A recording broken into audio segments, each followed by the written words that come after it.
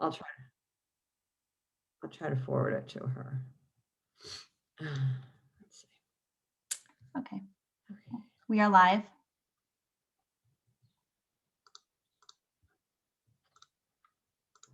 Perhaps other people will join us. They've pressed that general meeting link. Looks like we have Sierra and Karen and Suzanne. Oh, good.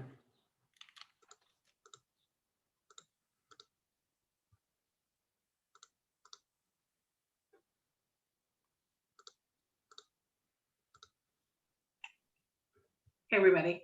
Hello. Hi, everyone. Hey, welcome.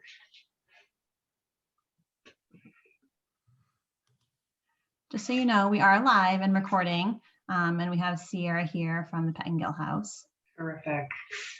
I'm going to go ahead and call the meeting to order. Oh, here's Andy, 6:01. Welcome, Sarah, to our meeting. Good to have you. Welcome to the trust members and to the staff. Let's get right into it with item number 1. Sarah, you'll be reporting out. Let me just exit full screen so I can pull up my numbers here. Okay. All right. So thus far with the rental assistance program, we have dispersed $87,681 in funds. So that leaves us with $12,319. So that went to 30 households assisted so far. That's 34 adults, 23 children, and 8 seniors. And most of those families were below not only 80% AMI, but 50% AMI. So currently we have 3 applicants still pending additional paperwork. And we also have 4 applicants that are pre-approved that have already received funding, but they haven't reached their max funding. So they are requesting additional assistance for July rent. That'll be processed on June 21st. So the total estimated amount to be dispersed for those 4 applicants is $5,545 for July. So that'll bring the amount that we have left to $6,774. So we are getting to the end. Yes. So Sierra, I'm sorry, did you say we after the 4 that are approved but need additional rent, we will have a balance of $5,000? We'll have a balance of $6,774. But we have 3 pending. We do have 3 pending. Yep, we're waiting on paperwork from them. So if they were all approved, would we not have enough funding to cover their needs, or? That's a good question. I'm not sure what they are requesting. Right, don't know. Yeah. Okay. Yeah, I'm not sure what the total is between the 3 that they're requesting. Sarah, when's the last time you received an application? Like, just, I know you're working on paperwork now, but when was the last time you actually received an application? We received applications in May. There haven't been any for June, Okay. but there have been ones for May. Okay. So at a minimum, it seems we need to decide whether we're putting more money into the fund, because it sounds like it's going to run out. Right? Yeah. I don't know how the rest of the trust feels about this. I would like to look at this. I don't know if this creates a lot of work for planning, but if we can do this in a sort of shorter term, instead of like another 100,000, let's look at 25 or 10 or something until we can figure out like when this is all going to stop. It seems like it's starting to slow down, and there are new resources available right now through the state. So Yeah, I would agree with that. I think we should allocate some more, because I don't want anybody to get dropped off, but I think it should be a relatively small amount. I don't know what the right amount is, 10 or 15 or 25, but not another 100. Yeah, no. I definitely, from our perspective, I definitely see the need continuing. A lot of people are facing potential loss of housing. The eviction moratorium is, at this point, it's ending at the end of the month. And, housing has definitely been the biggest issue overall over the last year for financial assistance. So I don't see that changing. I see lasting impact of COVID. Even though things are opening up and people are getting back, I think as benefits start to end for people, I think that we'll start to see, really more of that housing squeeze. Well, maybe that raises the question about sort of the potential ongoing need for some kind of pot of money for rental assistance, emergency rental assistance that cannot be covered by other funds for some reason, I don't know. It seems like, it's not necessarily COVID related anymore, although I guess you could analyze, what's COVID and related and what isn't, because there's probably going to be a ongoing ripple effect. Yeah. But it does seem like we have a system in place now that has really responded to a need, and hopefully the need will be less moving forward. But I think it's worth considering whether it would be appropriate for the trust to earmark some small pot of money for ongoing rental assistance. But of course, we'd have to provide administrative compensation to Pettingill for doing that work.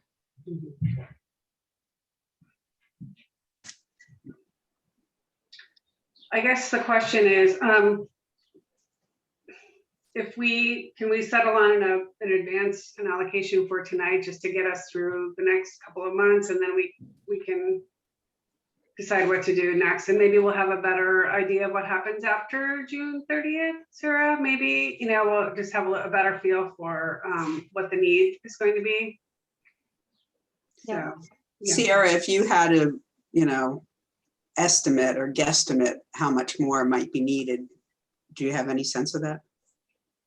I would have to consult with Tiffany and our financial assistance team on that. I don't want to give you, I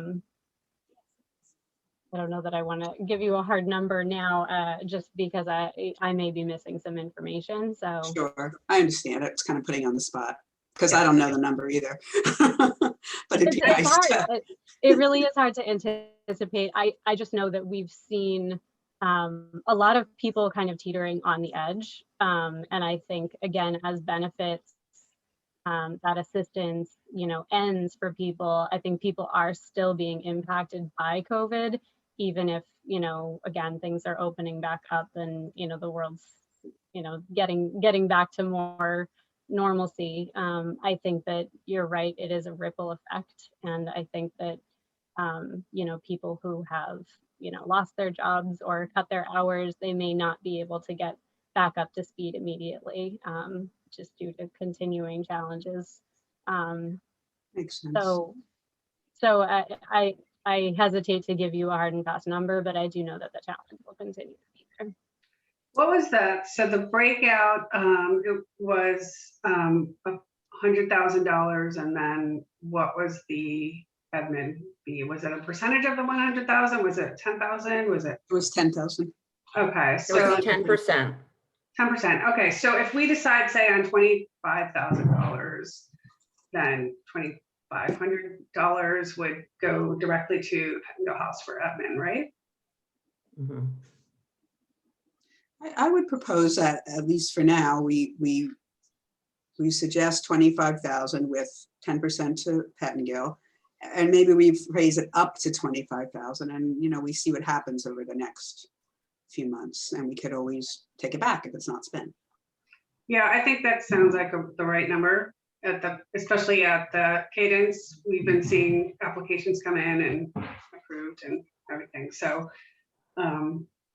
do we want to vote on that? Ellen? Motion? Wait, do you want me to say? I didn't know you looked like you're about to talk, Madeline. Oh, no. no, okay. So I think it sounds good. I'll let I you make a propose- motion. Okay, I move that we allocate $25,000 of our funds with 10% of that to Pettingill for administration to continue the COVID emergency rental program. And I'll Perfect. second that. Right. All in favor? Aye. Aye. Such a little puny committee right Three of now. us. But we're quorum, so. That's okay. Well, it's very efficient here. Okay, any other questions, comments for Sarah while we have her? Just thank you very much for continuing to do this. It's so important for people. Yeah, we did see the thank you note. That was lovely. Yes, Yeah. it was really nice, really nice. Yeah, so there's been a lot of great feedback from our clients and much appreciation. So I guess I was just going to say that I feel like at our last meeting, the mayor said that the city might have access to some other funds, which is perhaps what Suzanne was alluding to. So, for rental assistance. So I just think it's important for Pettingill to, be mindful of that. If there are other resources, our funds are quite limited. And so, I just encourage you to do whatever you can. That I'd like our fund to be sort of the last resort if possible. Agreed. Okay, well, you're welcome to stay on with us or you're welcome to go. Sure you have other things you'd rather do on a beautiful evening. one quick question I had is there's mention on the agenda of a social media post. Is that something that Yeah, so that was, I caught the post on Instagram. I thought it was really nice. Yeah, thank you for that. My only issue, and this is just, call it what it is. I know that the mayor ultimately gets the kudos for establishing a program, but I wish it had said the Newburyport Affordable Housing Trust, because it really was born in this room, if you will, in this virtual room, and a lot of good ideas came from this committee. So that's all. I just wanted to kind of put that out there, that if there's another mention of, I don't even know who wrote it. So, but if there is another mention, I would, I think just a lot of residents, maybe some of our elected officials don't quite understand what it is that we do. And so we want to make sure that we're demonstrating our value and the value of this body to everyone. So, does that make sense, guys? Yeah. Yes. Okay. Yeah, that's all. a great note, and I will definitely make sure that happens in a follow-up post. Great. Thank you. Thank you, Sierra. Thank you very much. Alrighty. Take care. Okay. Update on recruitment efforts. Caitlin, are you reporting out on this item? Here. Hi, Suzanne, and also to let you know that Mayor Holliday just joined us as well. Oh, great. Hi, Don. So a quick update on recruitment efforts. We reached out to Sue McKendrick, who has been attending some of these meetings when we were all meeting in person and perhaps came to a few of the virtual meetings. She reported back, and I spoke to her on the phone, that she doesn't have the time to really dedicate to meeting with us on a consistent basis. So just right now, it's not going to work for her. I spoke with the mayor and her assistant, and we're going to go forward and putting a press release out seeking applications for a new member, like we do with all of our other permitting boards. Okay. Thank you. You have a couple of ideas just in terms of who, like what, I'd love to see a realtor on the trust if possible, that has a familiarity with the community and affordable housing. And perhaps even a tenant or a homeowner who has benefited from is in one of our affordable units. Just to have that voice of the tenant or the homeowner, I think is really powerful. So, I mean, I think it's going to require a little bit of thinking and digging, but I think that either one or both of those, that categorically would be really interesting. While we're on this topic, and since Andy is on the phone, for reasons that are very obvious right now, at this particular meeting, we are interested in increasing the number of trustees to 7, if possible. And I'll let my my co-trustees speak as well. But you know, we're really talking about first and foremost succession planning. All of us have been on the trust for many, many years, too many to count. And we would love to see some fresh new talent. There are so many really, really, really smart people in the city that would be a wonderful addition to this, to the trust. I think it also creates efficiencies, especially when one of us or more of us cannot be here. Instead of canceling a meeting, we will have enough people for a quorum. And again, bringing in new talent that I think would refresh all of us and bring additional points of view. So if anybody would like to add to that. I just totally agree. We do too, and partly because I think because we have been doing this for, I think it's 10 plus years. And all 3 of us happen to do this as our full-time jobs as well. It's hard to keep up the momentum, and I feel like some fresh perspectives, some new people might help re-energize some of what we're trying to do. And I like the idea of having some other perspectives, like what you just said, Suzanne. A realtor would be great. I was thinking of Brian. Is that his name, Brian? Who you work with? You know, someone with lived experience would be great. You know, there are a couple names floating around in my head of people who seem very committed to the idea of more affordable housing, but don't necessarily, you know it professionally, but are very interested and smart people and all of that. So I would love to see it expanded.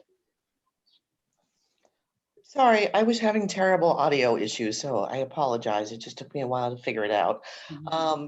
So can I just ask a couple questions since I was late? Sure. So are you, all 3 of you, wanting to be done? Oh, no, we need a bench. We don't have a bench. Adding 1 new person to take Judy's place is insufficient in my mind. I think we need to increase by 2. Yeah, I mean by 3. So Judy plus 2, 7. Okay, my question is to Caitlin and or Andy, when the Affordable Housing Trust was set up, was there a level of specificity around numbers of members, or can we add another 3 members? Yes, Mayor Holliday, thank you. This is Andy. If I don't, hope nobody minds, Caitlin, sorry, I'm just switching the screen here. This is the order back from 2009. He's so efficient, you know, he's got the order right in front of him. He knew this was coming. Okay. Yeah, don't give me too much credit. I knew this was coming, but Oh, okay. but Suzanne and I discussed this briefly, at least. So in 2009, the trust was established. Then this is the paragraph right here that deals with the 5 trustees, including the mayor. The one concern I expressed to Suzanne, I have no objection to, you know, I defer to you, mayor, council, and trust members as to what the right composition is. The one thing I would note, though, is that in discussing whether or not, I understood this to be partly an attendance question because of the workload involved. Whatever population you think is appropriate for the trust, I would just keep in mind that by going back to the council, you're not just looking at that one provision, but I imagine that councilors might be interested in the rest of the order, which goes on to summarize again the powers of the trust. And the one thing I would note is just that we do have some councilors these days who are particularly interested in the powers and roles of other boards. So you should be prepared, I think, for some discussion of those roles and what you're doing right now, what you might be thinking about doing in the future as a result of that. So that was my one comment. Yeah, I don't think we're looking to muck around with the powers or any other piece of this. It's simply a numbers game, and it really is. To be quite honest with you, I think it's I mean, every board and committee should be thinking about succession, right? This is what we have to be thinking about it. And so it's not like we're not trying to get one in or do anything behind anybody's back. We're just simply trying to be efficient here. Andy, were you suggesting that there might be some provisions in this that are perhaps controversial in some way? Not to us. But not to the trust at all, and certainly not to me, because that's the appropriate role of the trust. Right, right. But to buy and and sell property, to to take loans and so forth, and just because of that role, we it just seems that in recent time, maybe the last couple of years, we've had some councils who are particularly interested in that sort of thing, both the budgetary control side and the boards and committees. So I just noted that just so that you would keep that in mind, that even though the intention is to look at that paragraph A, I would very much expect there to be some questioning about what the trust is doing, and no objection whatsoever to what you're doing. But just that I would anticipate questions about this sort of section and programs accordingly. That's all. They just might want an update, and that's fine, but I can't imagine that they're going to, given the work that the trust has done, I can't imagine that they're going to make, huge changes to this. This document is, I'm assuming, a template that is used by other cities and towns, right? So it's a standard description of the trust. So it's not like we're any different from any other municipality. Yes, actually, and Suzanne's correct. And I would point, again, if this were to come up, I was just sort of a heads up. I completely agree that is appropriate, especially since it parallels state law. So no question there in my mind about the provisions that are in there, just the subject matter coming up again, that's all. So the only potential concern is that they're only scheduled to meet the council one time in July and one time in August. So it would take, if we got this order in, we could put it in for the 28th. It would go to committee, and then we could hope and pray that they address it in their July meeting. Then we could, potentially advertise looking for trust members, because we have one vacancy presently.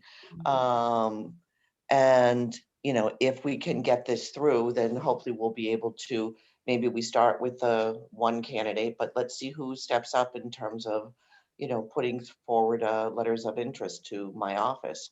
And I think we should, we've been holding off on doing a press release until this meeting because we have a couple other boards where we need seats too. So Donna, just so I understand, so you're saying if this comes to the council in July and they agree, then They won't agree.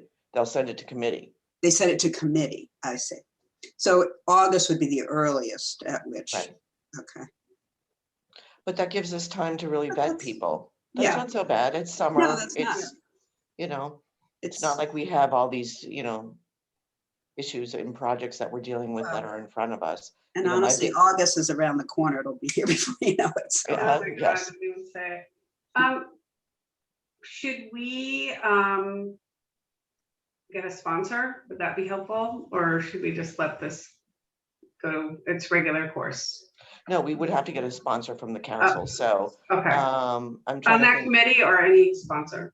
It's in any sponsor. And, I mean, I know that, there's certainly several counselors who have been supportive of this. I mean, I personally would recommend Heather because I think it would go to planning and development in terms of review. Right, Andy?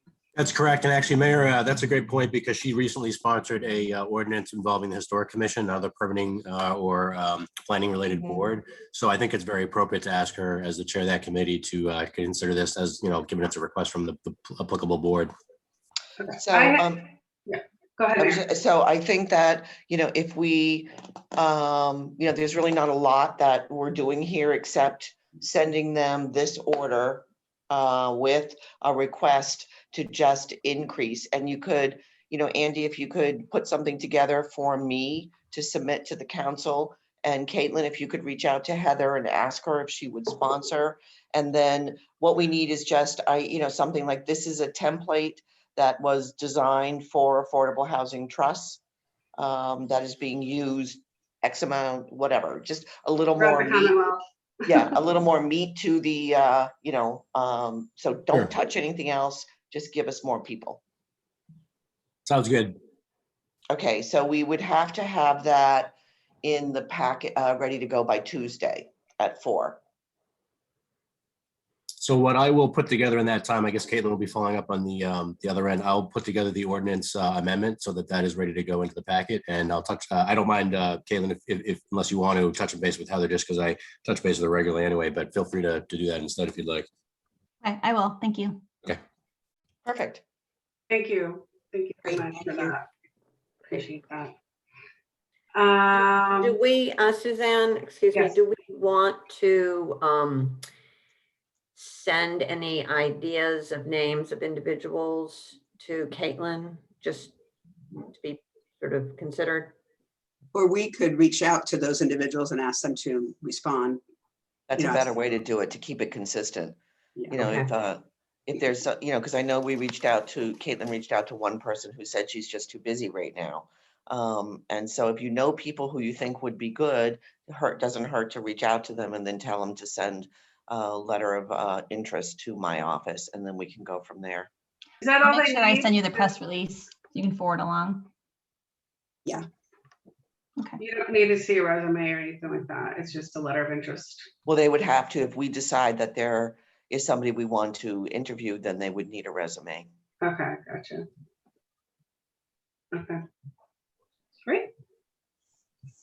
Progress. Wonderful. Thank you. Next, are we done? Any other comments, questions, concerns? All right, lovely.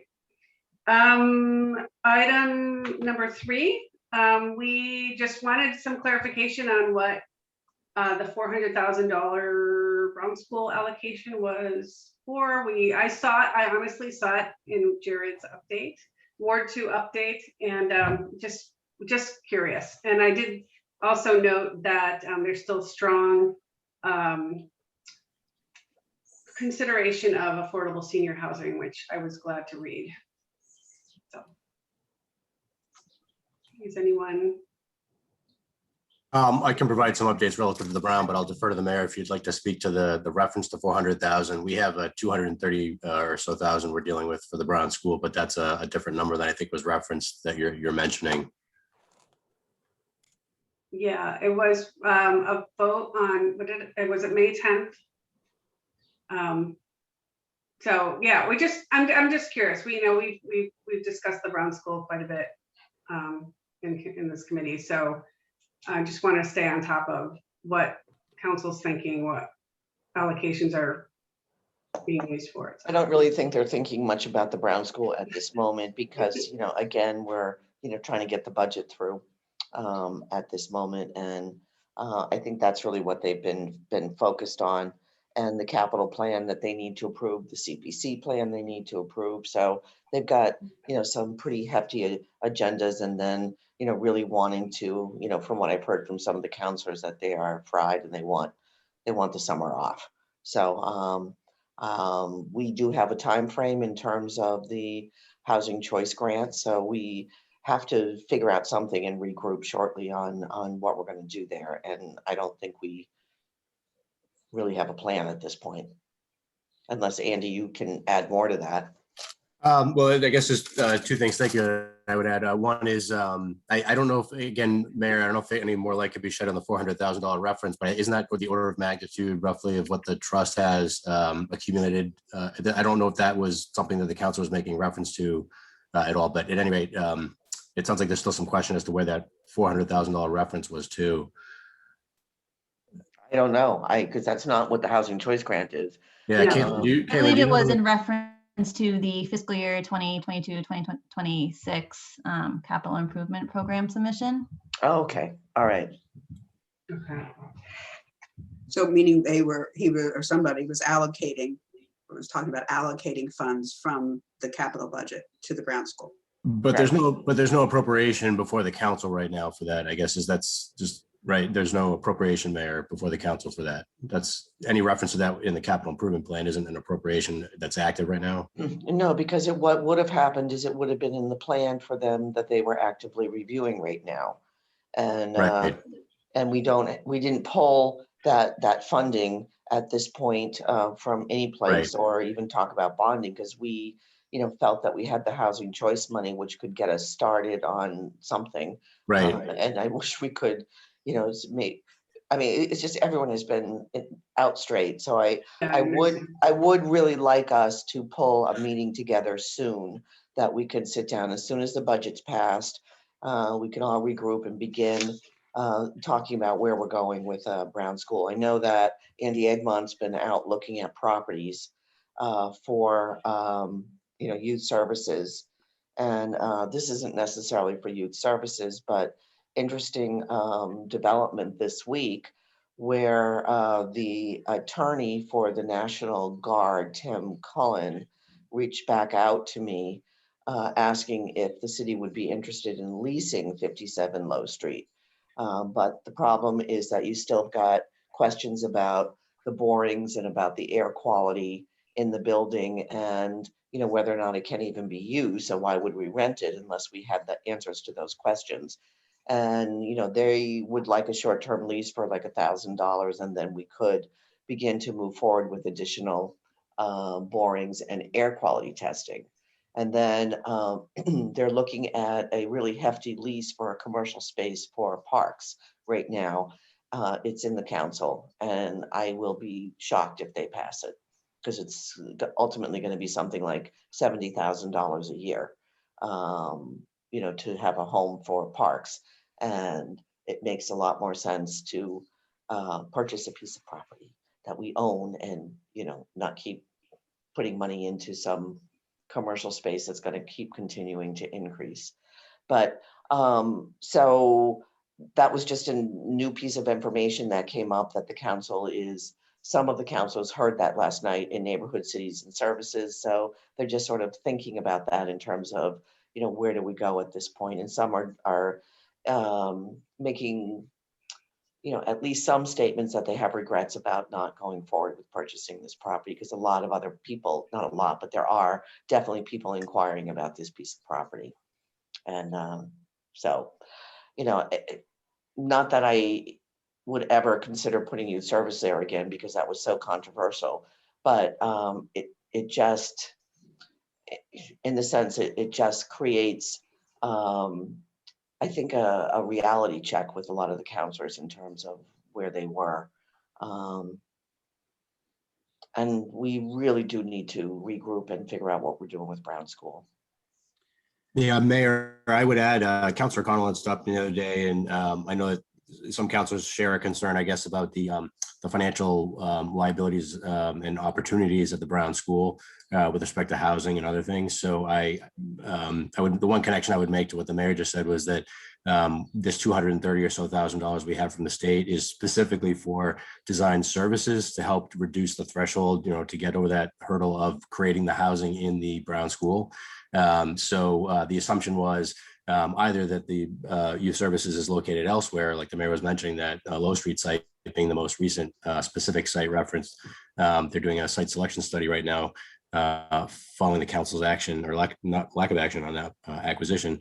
But for the Brown School, we have these monies for design, and we have between basically now and June 30th of next year to expend those funds. And there's a lot of things that have to happen between now and then, soliciting an architectural firm, giving them, the scope of services, having all the design work done, and there's overlap between those types of services, the subcontractors like HVAC and plumbing and so forth, because we have an integrated heating system there, for instance. So everything would have to be separated essentially. So we are in a position now where, in order to take advantage of those funds, so we don't lose them, we need to be able to give some direction in the near term to the architects that will be doing those services for us.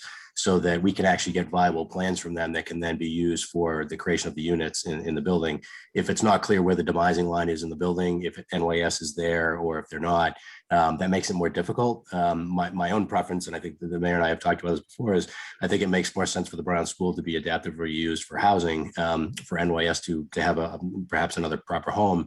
But I think that my concern, I guess, in part is that the two projects together make each other complicated, I guess, and potentially, and you had mentioned as trust members, you're concerned about the size of a project at the Brown School some years back to make sure it was a viable threshold for the number of units.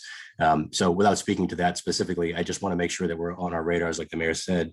We need to discuss in the near term how many units roughly, what portion of the building might be used for this, so that the architects can actually do something, because if we don't provide that clarity to them, they can't create plans that are appropriate for laying things out in there, or even utilities. Well, and I will add, while we're talking about money and opportunities, that I sent this around. I don't know if anybody's had a chance to look at it yet, but the governor just announced this afternoon how he is proposing to use is planning to use almost $3 billion of the federal funds, $1 billion of which is going to housing, $300 million of which is going to the development of senior and/or veteran housing. So there's going to be a new pot of money that potentially we would be able, or a developer would be able to access for the Brown School, but I'm sure it's going to be competitive and it's not going to last forever. So again, just in terms of timing, and Madeline, you would know more than I about how that would actually get access, but it just seems that that's another opportunity to get some affordable senior units.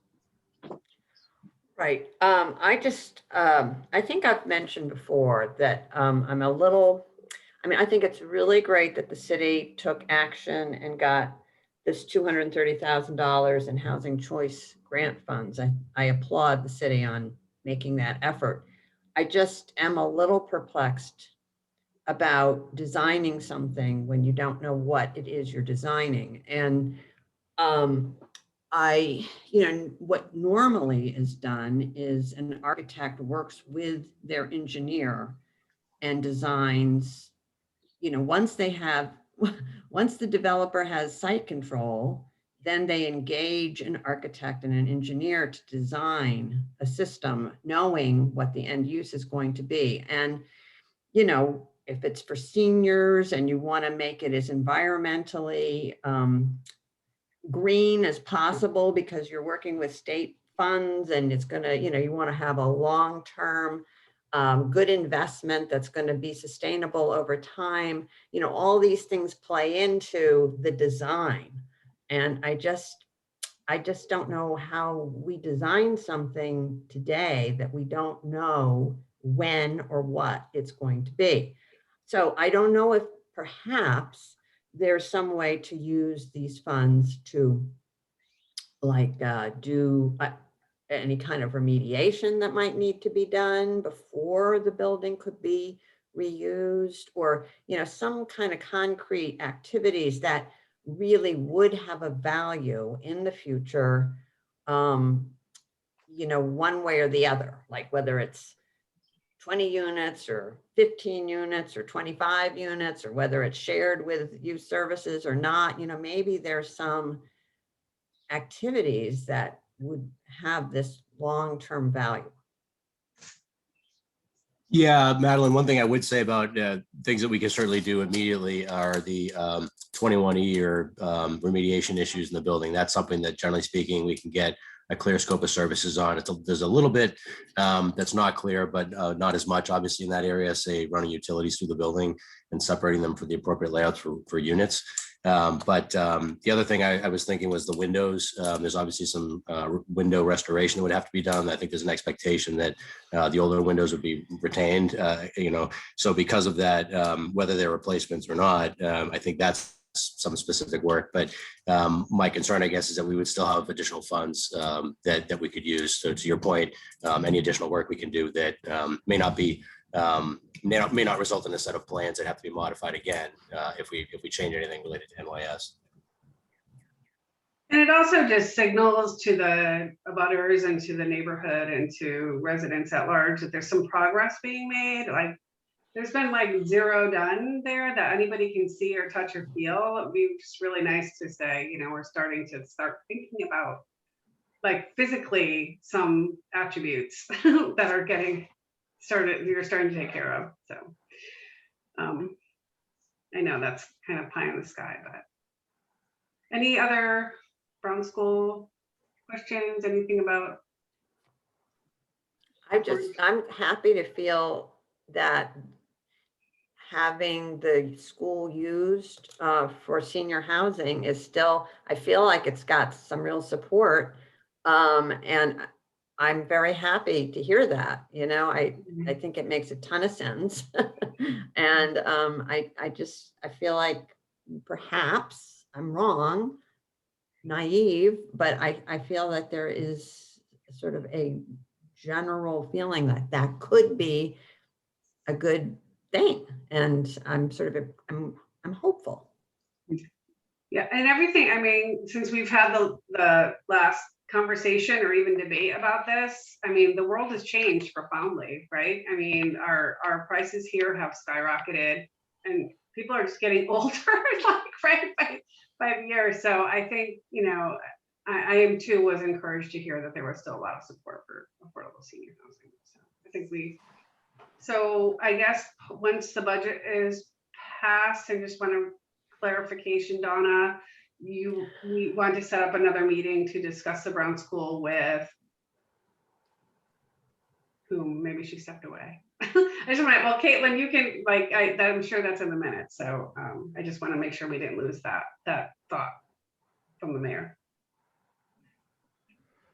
Okay.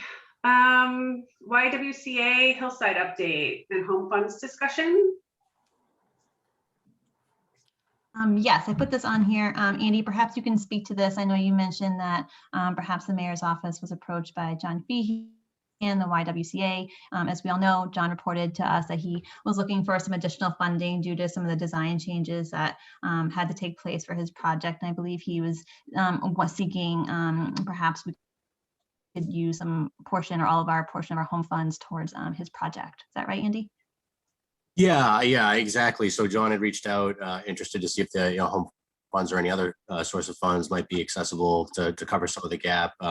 My sense is that project, because it was a bit of a design and process, some adaptation of the design has been going as the construction has been going, that they might have encountered some new issues because perhaps some investigation wasn't done earlier where the site is that they're doing this building, but in any event, they've encountered some additional costs and they're looking to fill that gap so they can complete the project as originally proposed. And so Caitlin and I discussed reaching out to Kevin Hurley and coordinating what we could on that with the mayor and the trust. And so for your discussion, any funds that you have that might be appropriate.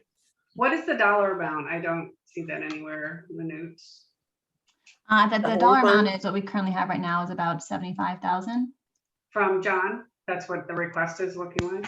Oh, no, that's what we have available in home funds right now. Oh, I hear you. Okay. But what is his request? Like, did he give you an idea of what? How much? 10,000? 10? I think, if I remember, because he had reached out to me when Congressman Moulton was, it's the new community CMP, it's the new title for earmarks. And they were reaching out to communities looking for what made sense. And John said that he was trying to get, into the federal earmark process, some money for this. Given all the ARPA funds coming to the state, and I would think that he would find another pool there that he could use. Member directed spending is now earmark. What you? Yes. Yes. Member directed spending. Fancy. So Okay. anyway, but that project's moving along, so that is exciting. Yes. Spoke to John today, and he mentioned that he had spoken to the city about home funds, so, and possibly the trust. So I guess more to come. I thought when we last heard from John, he had a bigger gap than $10,000, and he was, cobbling together different resources. Yeah, I would defer to John, but my recollection was something in the order of 50,000 or something around that range was my recollection, but it's just sometime last week. Maybe that's what he was reaching out to us for, was another 10. I don't know, like going to Yeah. different pockets, but I mean, anyway, I think if we don't allocate it to something like this, it just goes back into the home consortium general pot rather than being out, you know, directly spent in Newburyport. Yeah. And, you know, John has not come to the trust specifically to ask for funding. He's gone to the CPC. He could have come to the trust and he never did. I think he may, depending on the home fund situation.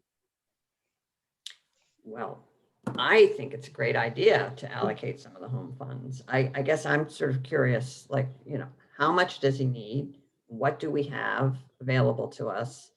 And is there any other potential use for these home funds? Because I feel like in the past, we gave them to the project in Salisbury. But other than that, I feel like it's gone back to the general pot. so maybe Caitlin, can you reach out to him and find out where he is and what he needs? Yep, At this- absolutely. I reached out to him. I mean, I know we have about 75,000 available for Newburyport in home funds. Last I remember, I feel like the gap was bigger, maybe about 300,000. I feel like it was That's that what I big. remember. Yeah. I thought he had gotten it down and that he was just looking for, I don't know. Since Yeah, he he might last have been saw us looking 2 for a months ago. portion. Sorry. He might have been looking for a portion only from us, but yeah. So anyway, I'll circle back with him and let him know, you know, the amount of funds that we have available in home funds and see how much he does need. Great. I Anything mean, else I on- don't know how time sensitive this is for him. Like, can it wait for a vote at our next meeting? It's,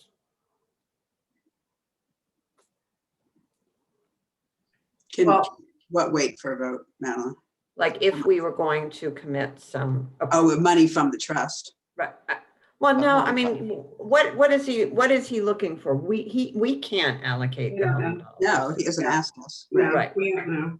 So we're just having a general conversation about whether it's a good idea or not. I'm sorry.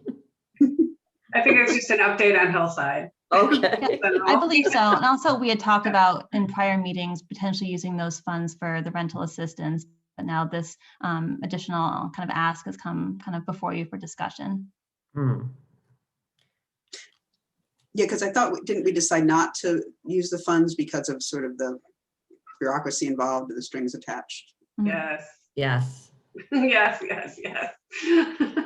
I think this would be a much better suited use for home dollars. I agree.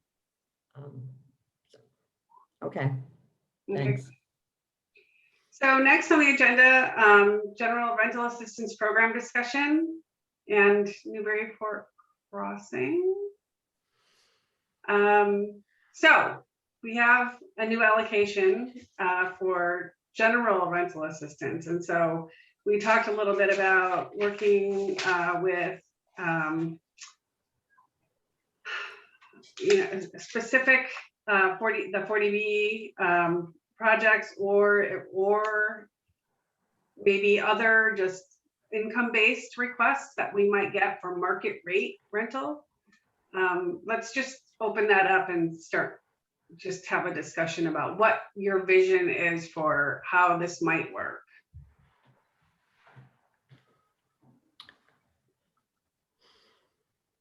Well, I don't have a clear vision of how it might work. I have concerns about it and I hate to be that, that's why we need more people, because I'm becoming a wet blanket.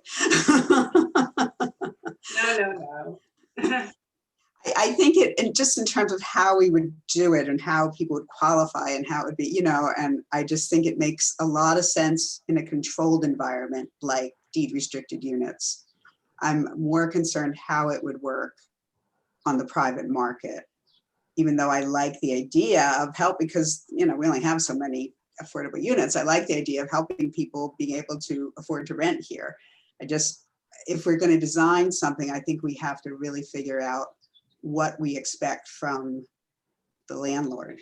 You know, if we help somebody get in and then the landlord raises the rent the next month and the person can't pay it and they're out, you know, that's not our purpose. So I guess I would suggest we discuss what would we do to kind of structure it in a way that it would actually benefit the tenant in a fairly, you know, long-term way. The way I'm seeing this is akin to down payment assistance for home ownership. Same, almost the same criteria, where we would, you know, provide help with the first, last, or security part, whatever that piece is. Yeah, and I'm wondering if that, just taking that program and replicating that and turning it into a rental program is that wacky and wrong? Or, you know, just trying to like mimic something we already have, that we already know how to operate, and just turn it into a rental tenant-based program. It's just that the difference is, I agree with that. That makes sense. The difference, however, is that when we help with down payment assistance, someone buys a house. Now, I suppose you could say theoretically they don't pay their mortgage and they get, you know, eventually foreclosed on. But generally speaking, that's much less likely to happen. And that kind of depends on the person. You know, they have their mortgage. It's clear how much they paid for the house. This is what it costs per month. Also, the down payment assistance is only for income restricted units. It's not open marketplace.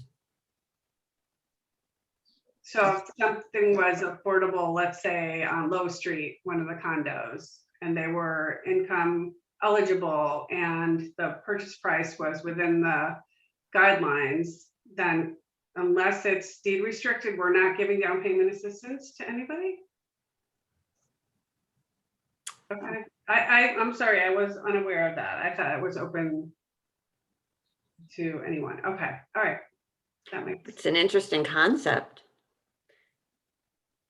yeah, I'm just trying to be open-minded here. And again, I don't want to, like you said, first of all, I'm not even sure we have any affordable rentals for anyone who's 80% AMI and below. Well, I think that's part of the problem. You Yeah. know, that's part of what Karen's saying, you know, is, you know, you don't want to have somebody move into an apartment and then they can't afford to stay there.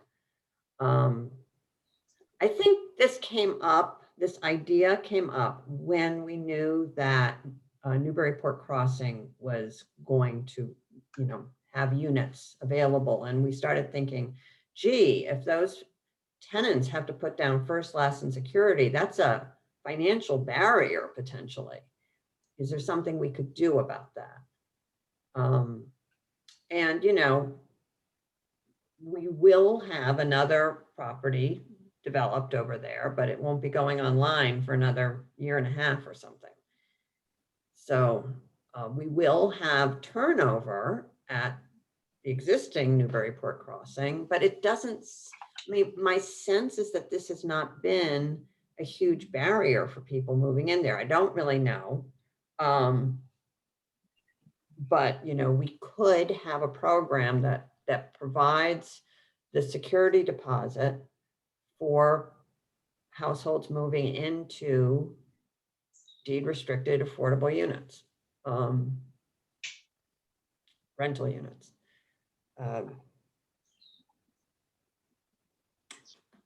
Yeah, or we just replicate the emergency, I mean, general, so to help with general, you know, not COVID related, right? So exact same program, only not COVID specific. Right. You know, for like, if there is no other available pot of money, if the RAFT program or any other program, you know, the household doesn't meet those qualifications, this fund could be available.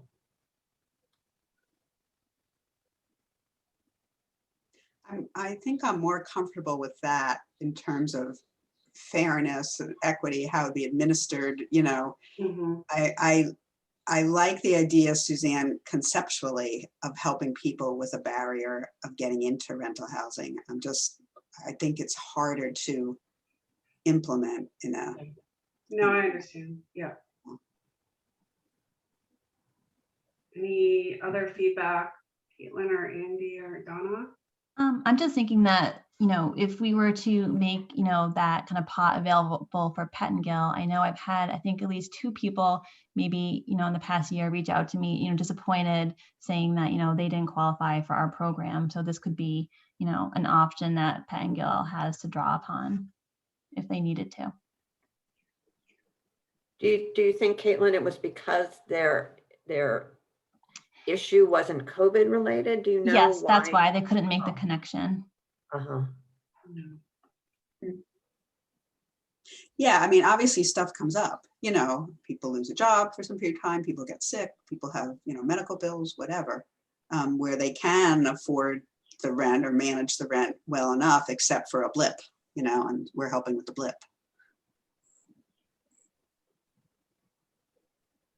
And in terms of affordable, with a small a, rentals in Newburyport, I think, some of the stock where people have been living for a long time, the rents aren't as high. And yet if someone were to get evicted, that would sort of be the chance for the owner to really jack it up. So helping those people kind of helps keep the stock a little bit too. Right. So I'm not sure where we go from here. So do we want to just replicate and do something similar? Well, I was curious, Caitlin, I didn't have a chance to look at, you forwarded 3 models. I think it was, one was in Waltham, one was on the Vineyard, and one was on the Cape, Chatham. I mean, did they have anything that would be useful for us to look at, consider? I mean, I'm sure that's why you shared them with us, but. Yes, I'll send those back around again. There were 3, kind of different programs that Shelley from MHP had forwarded me and said they all were, quite effective, but all different in their own ways.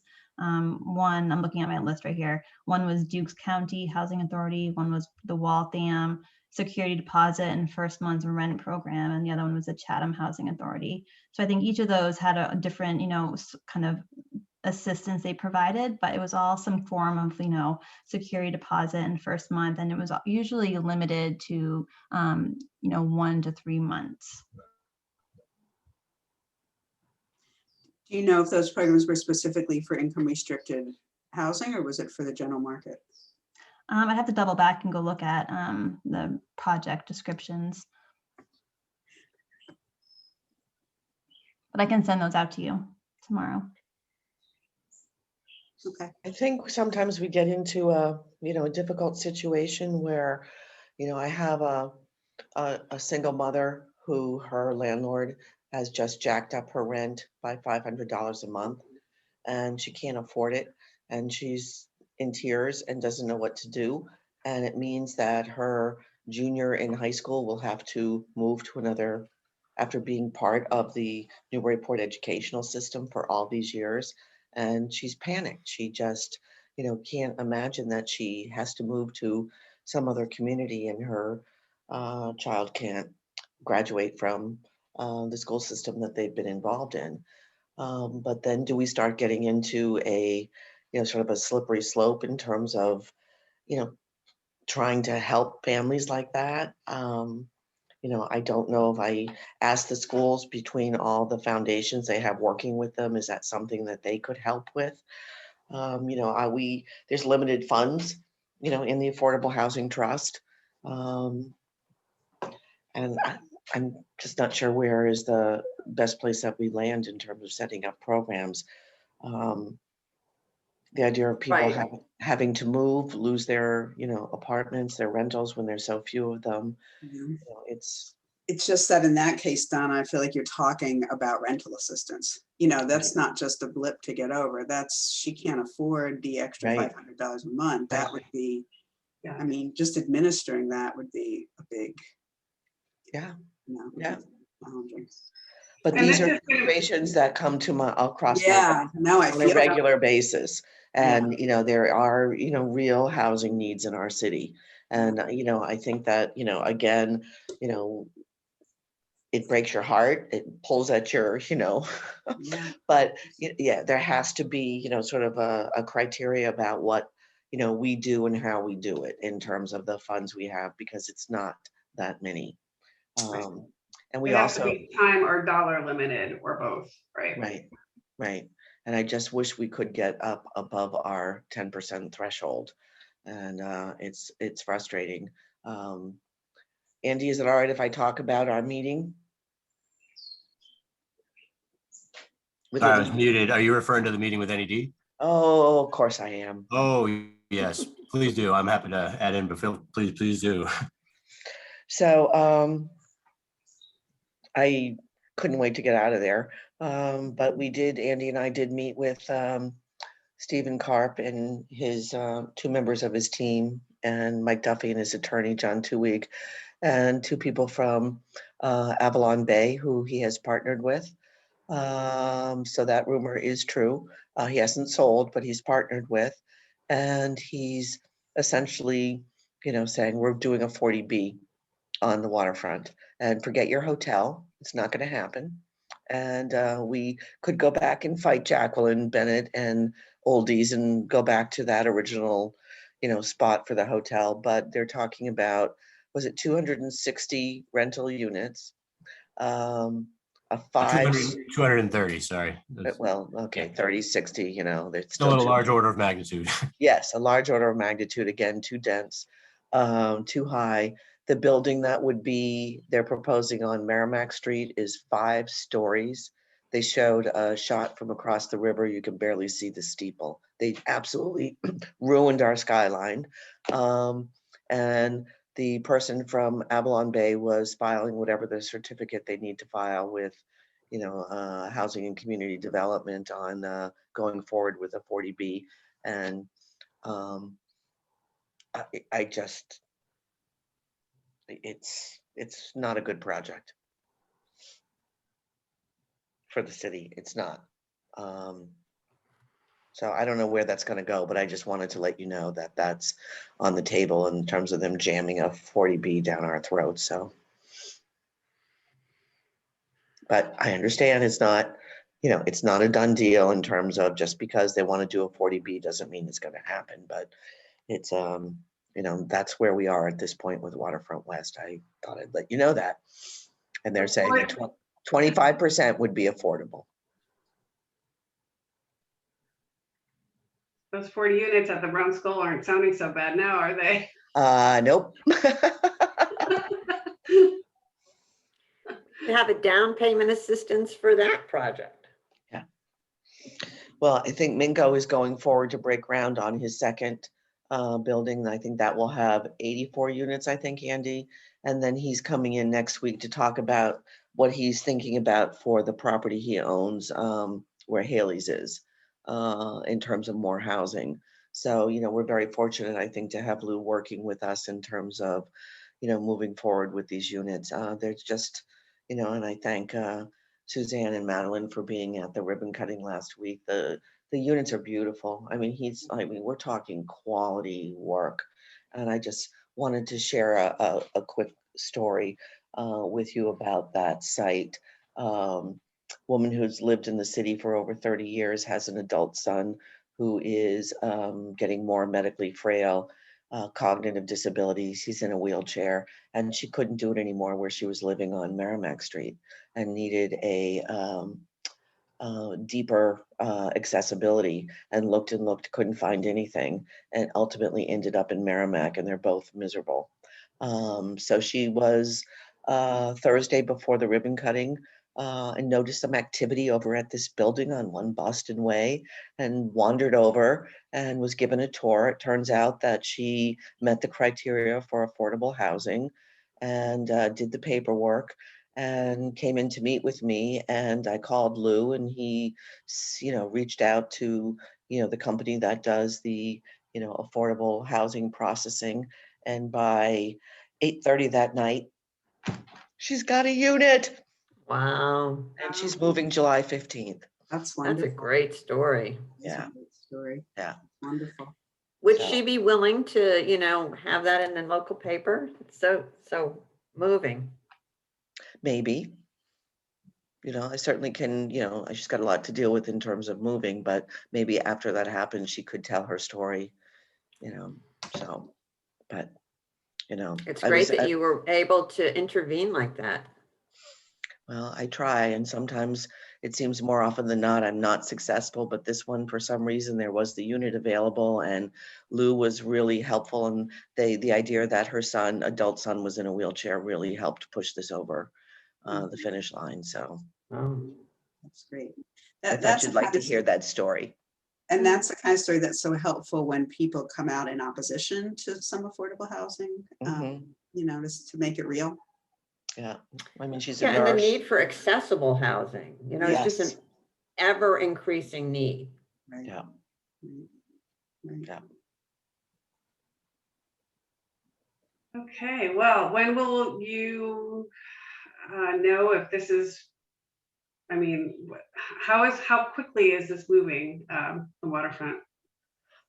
I have no, timeline at all, and I can't get back the months of my life that I have been in meetings on different sites, where the garage is was the hotel. Andy, what was that? I don't know, we spend 80, 90, 120 hours meeting with their team on Yep. design, redesign. Then that moved, then we looked at designs for over on Liberty Street, then we looked at designs on here, there, it's just, I don't know, what they're doing at this point, and I don't know how fast this is going to go forward. But it just can't be that big, and certainly we need the rental units, but we know that these aren't going to be affordable, to the average person with 25% of, 230 units, we're talking a very small percentage of these units that will be affordable. So. But Lou is coming in to meet with me next week to talk about his plans. And I also will push him a little bit on what he's doing with the property he bought on Waterfront West, that area, that Oh, old yeah. Richardson's garage, and find out what he's planning to do there. I mean, his whole focus is on affordability. So, he really does understand the need for housing. So we're fortunate to have him working with us. Thank you for I was that. wondering if he was planning on having any play space for children over at Newburyport Crossing, especially with the new building going to be constructed there as well. You're getting a lot of families with kids, and there is space, of course, on the rail trail, but just like a play area right there. Yeah, Madeline, 3 Boston Way has some more landscaping in it. It's not a play space per se for kids, but there definitely is a little bit more landscaping in the front space on that one. And I really believe that Lou would be, really amenable to hearing that. He certainly got that Newburyport is a major dog community, and he has in the basement of this 1 Boston Way is a dog washing, set up for people to wash their dogs. So, and allowing dogs. So I think he understands, in terms of, those additional amenities, and I think he would certainly be open to that. That would be great. A green roof. Mm. Yeah. All right. Any other updates from the planning office? None? Nothing for me. I don't know if anyone else has anything. Nothing from me. I think that took care of pretty much everything in our staff report. Yep, so I don't have any other updates, I don't think, unless you have questions about any of the topics that I wrote about. That's great. Any other topics for the good of the order? All right. I guess we have some minutes to approve. I cannot approve minutes, so we have a quorum here, which is good. So I'll move to approve them. Second. all in favor? Aye. Aye. I need Donna for this one. Is Donna listed as a present? Okay, Okay, thank you. Sorry, just need to be official. I know, sorry, I didn't realize I was muted. All righty, and next meeting date. think Caitlin suggested July 15th. I'm actually out of town that week. Me too. I'm going on vacation.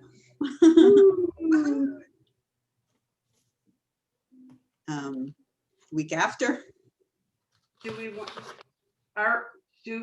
is it feasible to? July skip 22nd. July? We can do July 22nd. You just pull up the Fine with calendar me. one moment. July 22nd, we have a historical commission meeting. We could do July 29th. Does that work?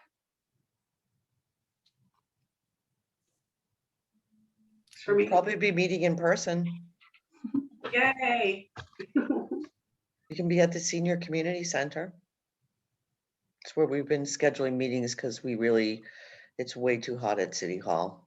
I love that Upstairs. space too. That's a Yeah. great place for meeting. So Caitlin, maybe you could reserve that, and then let's figure out what happens with this order with the council, because we probably will have to regroup at some point, depending on when their meeting in June is, and trying to, maybe they can, who knows, if it goes in on the 28th, maybe there's a chance we could meet in subcommittee before their meeting in July and get it approved to increase our numbers. And in the meantime, we can begin our recruitment. So let's see if we can make that up timing all work. great. Okay. Do we want to meet at 6 or 6:30 on the 29th? If we're gonna meet at the senior center, 6:30 would be better for me, as opposed to Zoom. Okay. Does that work Fine for with others? me. And before we go to adjournment, I just want to thank Suzanne for running such an efficient meeting. Yay. Chair today. Thank you very much. Madeline and I will be taking turns, but yes, I'm all about efficiencies and not, just getting through an agenda. So thank you all for being so lovely. Well done. All right, well, I will adjourn this meeting and it's 7:11. Everyone go grab some food and drink. It's a beautiful night. Thank you, everyone. Take care. Bye. Thank Good you. night. Goodbye. Bye.